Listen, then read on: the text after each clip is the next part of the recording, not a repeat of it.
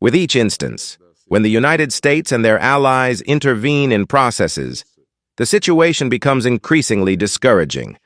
Iraq is destroyed, Syria is destroyed, Libya is destroyed. Regarding Libya, by the way, it's uncertain when it will be pieced back together. Now the same is happening with the Islamic Republic of Iran. Moreover, for the second time in a row, the attack on Iran, aggression begins in the midst of negotiations. Everyone is talking about this.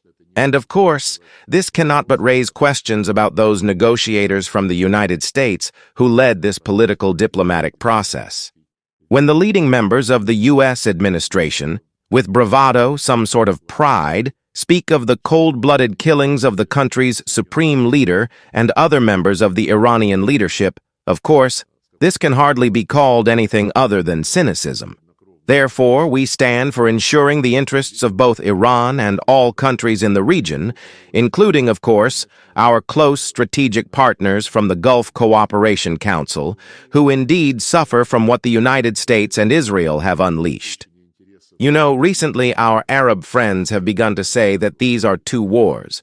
One is the USA and Israel's war against Iran, in which they have no involvement, and the second war, unprovoked, as they say, is Iran's attack on various objects in the Arab monarchies of the Persian Gulf.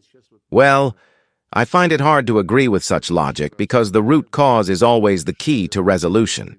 And the root cause, certainly, is the unprovoked aggression of the USA and Israel.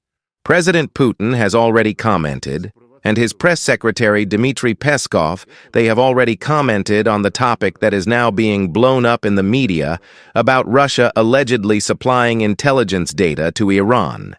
And they stated that we indeed have very close relations with Iran, including an agreement on military technical cooperation. We have supplied specific military products to Iran, but we cannot agree with accusations that we are helping Iran by transferring intelligence data. You said intelligence data on the locations of American bases. The coordinates of American military bases in the region are known to everyone. This is not hidden, it is open information. And that Iran attacks these military bases does not personally surprise me. We never initiate any actions to take something away from someone, and we never rejoice when wars initiated by other states, lead to changes in the world markets, resulting in rising prices for energy carriers and other goods that the Russian Federation exports. We will always, regardless of anything, trade and engage in economic relations with those interested in it. We see the interest of the United States, as they have stated in documents or speeches by officials, that they will strive for dominance in the global energy markets. Venezuela is already a direct example.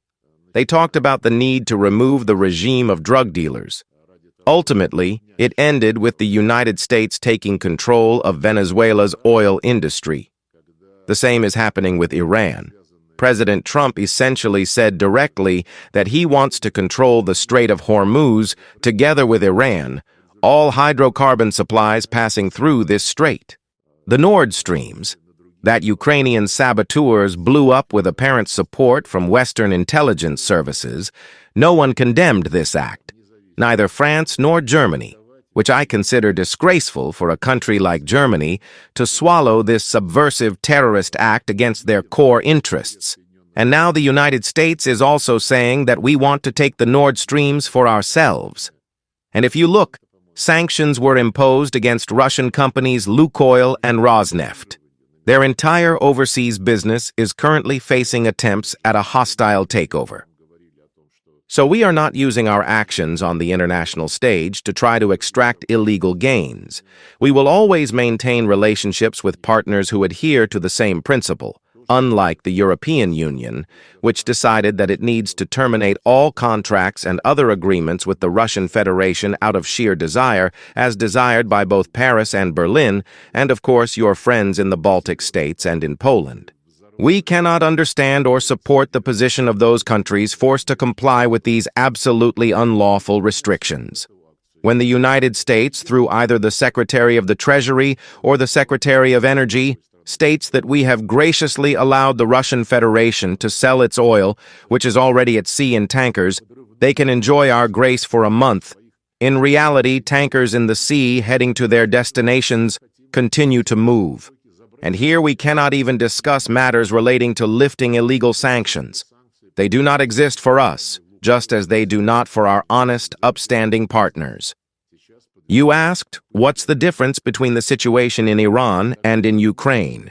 The difference is that the Islamic Republic of Iran has not violated any of its international obligations, not concerning the Iranian nuclear program when it was signed in 2015 and approved by the Security Council. The program was dismantled by the United States when in 2017, during President Trump's first term, they simply withdrew from this program, violating all of their obligations. Iran violated nothing.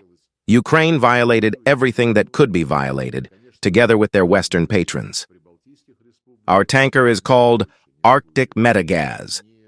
In the Mediterranean Sea, it was hit by a Ukrainian drone, a crewless boat. The tanker contains 140,000 tons of hydrocarbons. This is potentially an environmental catastrophe. It is drifting with a massive hole in its hull. The crew was in danger, barely evacuated. Representatives from Libya helped us in the evacuation. They are now trying to resolve the security issue of this entire cargo, a fairly serious matter. Not a single European country wants to speak about this at all. Nowhere in your media has anyone mentioned the incident with this tanker, which once again, I say, was hit by a Ukrainian crewless boat. If you like this video, then like, share and subscribe to Mirror Now.